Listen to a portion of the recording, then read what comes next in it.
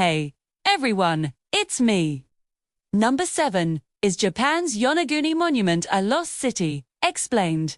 Japan is an island nation. In fact, it's made up of almost 7,000 islands, which means that there are many coastal regions where archaeologists have found prehistoric artifacts. Some of these sites date back to the Jomon period in Japanese history, from around 14,000 years ago until 400 BC. For hundreds of generations, people lived in small hunter-gatherer communities, creating pottery and tools from the materials around them. Then, suddenly, around 300 years ago, the Jomon people disappeared and were replaced by the Yayoi people, who had new technologies and lifestyles. However, archaeologists don't know what happened to the Jomon people. They didn't leave behind any written records, and their settlements were destroyed long before modern archaeologists arrived. So all we have to go on are the artifacts they left behind. And sometimes those artifacts can be difficult to understand.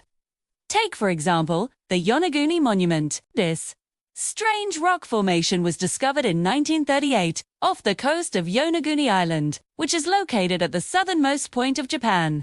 The monument is around 23 feet tall and has several geometric shapes carved into it.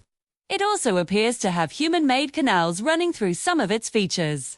This has led to speculation that the Yonaguni Monument could be the lost city of a people who lived there 10,000 years ago. But other experts say it's just a natural rock formation that looks like something man-made. So what do you think? Let me know in the comments below. Now for some context, let's start with the location. The Yonaguni Monument is located in the East China Sea, about 15 miles off the coast of Yonaguni Island. The island itself is part of the Okinawa Prefecture, which is a group of islands between mainland Japan and Taiwan. The water around the island is very shallow and there are many coral reefs. The monument was first discovered by a fisherman named Kishimoto Kihachi, but he only noticed it when his boat hit one of its protrusions. He described it as being square like the corner of a building. He went back to the spot the next day to show his friends, but by then the sea had become rough and the visibility was poor. When the weather cleared again, he returned to the site, but couldn't find it. 2. It wasn't until 3 months later that a team of researchers finally located the monument using a diving suit. Since then, many people have tried to explore the site. But this is dangerous because there are strong currents and not much time to work underwater.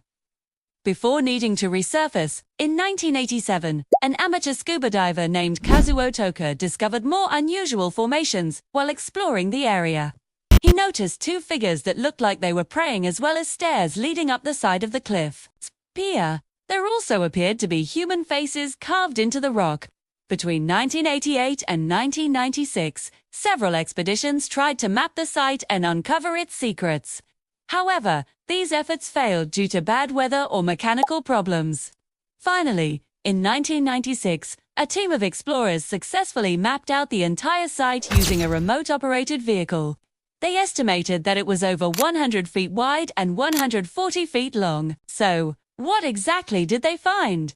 Well, they discovered what looked like a flat plain at the bottom of the ocean, with canals running through it.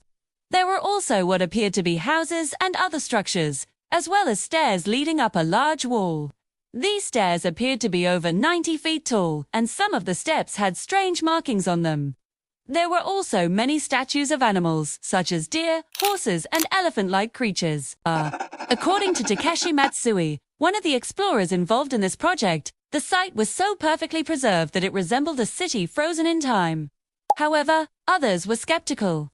For example, one researcher said that it was impossible for humans to have lived there because the island-esque coral reefs would have been destroyed by World War II bombings.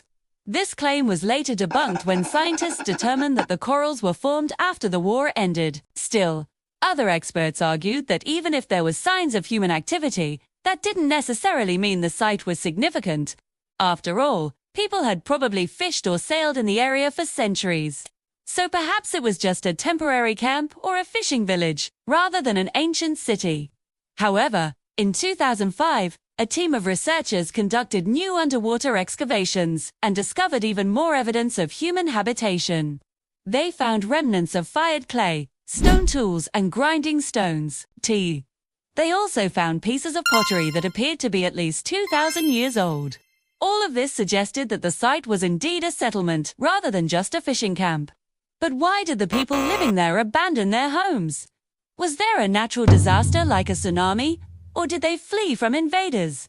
Unfortunately, we don't know because we haven't found any written records or artifacts that tell us what life was like during the Yayoi period.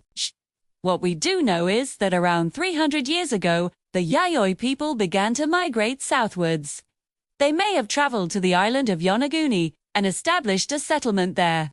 But whatever happened, they left behind all of their possessions and fled. Some archaeologists believe they moved to escape the growing population on the mainland, while others think they were fleeing from enemies. Maybe both of these factors played a role.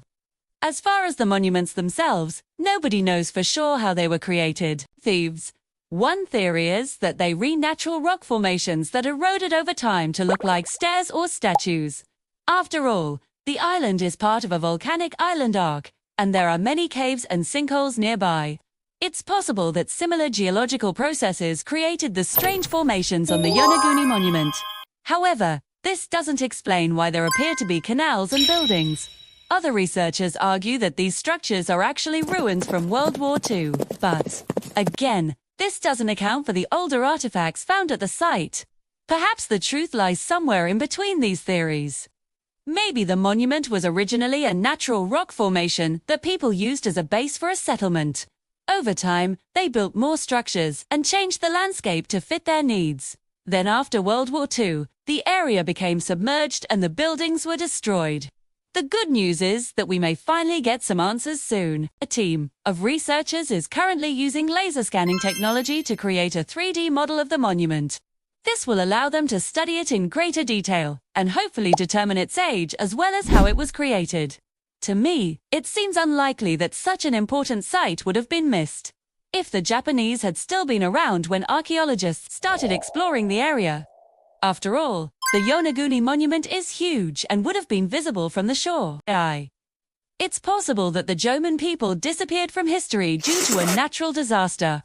Perhaps a tsunami wiped out their settlements and washed away their way of life.